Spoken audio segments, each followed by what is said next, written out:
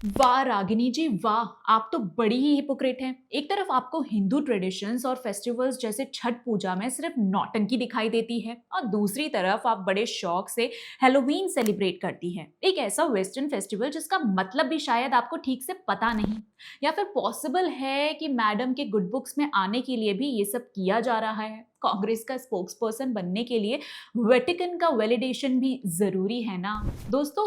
यही तो वही कांग्रेसी पैटर्न है, इंडियन फेस्टिवल्स का मजाक उड़ाना और वेस्टर्न कल्चर को ग्लोरीफाई करना। जो लोग अपने देश की परंपराओं को बैकवर्ड बोलते हैं, वही लोग फॉरेन फेस्टिवल्स के लिए एक्साइटमेंट से भरे रहते हैं। मतलब सीधा सीधा डबल स्टैंडर्ड। अभी अभी बिहार का सबसे बड़ा त्योहार छठ पूजा खत्म हुआ है। एक ऐसा पर्व जो करोड़ों लोगों की आस्था और श्रद्धा से जुड़ा हुआ है, लेकिन इस बार भी कांग्रेस इकोसिस्टम ने इस पवित्र त्योहार को नहीं छोड़ा। पहले तो कांग्रेस आईटी सेल के ट्रोल्स ने छठ की विधि विधानों का मजाक उड़ा दिया, उसे ड्रामा और सर्कस कह दिया, और फिर वही लाइन दोहरा दी कांग्रेस स्पोक पर्सन रागिनी नायक ने, जिन्होंने हिंदुओं की आस्था का मजाक बनाकर अपनी पॉलिटिकल स्टेटमेंट दे दी। दरअसल मोदी विरोध और हिंदुओं की आस्था पर तंज कसना जैसे रागिनी नायक का नया शौक बन गया है। उन्होंने छठ पर ट्वीट किया, हर शाख पे उल्लू बैठा है, बिहार में चुनाव है, देश भर में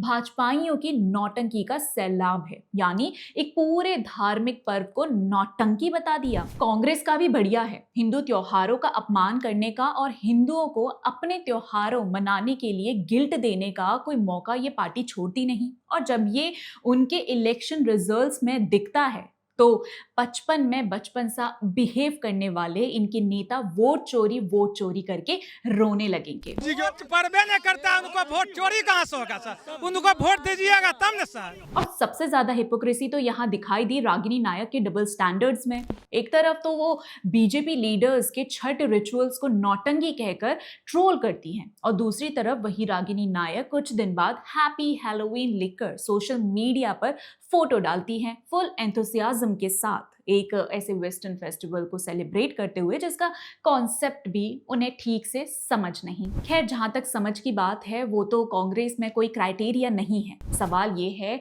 हिंदू फेस्टिवल्स पर ही इनको प्रॉब्लम क्यों होती है? हिंदू कल्चर के लिए सुपरस्टिशन का टैग, और जब बात वेस्टर्न कल्चर की आए तो उसी चीज को सेलिब्रेशन बना दिया जाता है। यही तो कांग्रेस की सोच है। अपने देश के संस्कार बैकवर्ड लगते हैं, लेकिन बाहर के मास्क और पंपकिन पार्टीज प्रोग्रेसिव लगते हैं। ये सिर्फ रागिनी नायक की बात नहीं है, ये तो पूरी कांग्रेस की सोच का रिफ्लेक्शन है। एक ऐसी सोच जो इंडियन कल्चर से एलर्जिक है और फॉरेन आइडियोलॉजी के ऑब्सेशन में जीती है। ये वही पार्टी है जिन्होंने कभी बाल गंगाधर तिलक जैसे देशभक्तों का मजाक उड़ाया था, और आज वही लोग हैप्पी हैलोवीन मनाते हुए मॉडर्न और लिबरल बनने का ड्रामा करते हैं।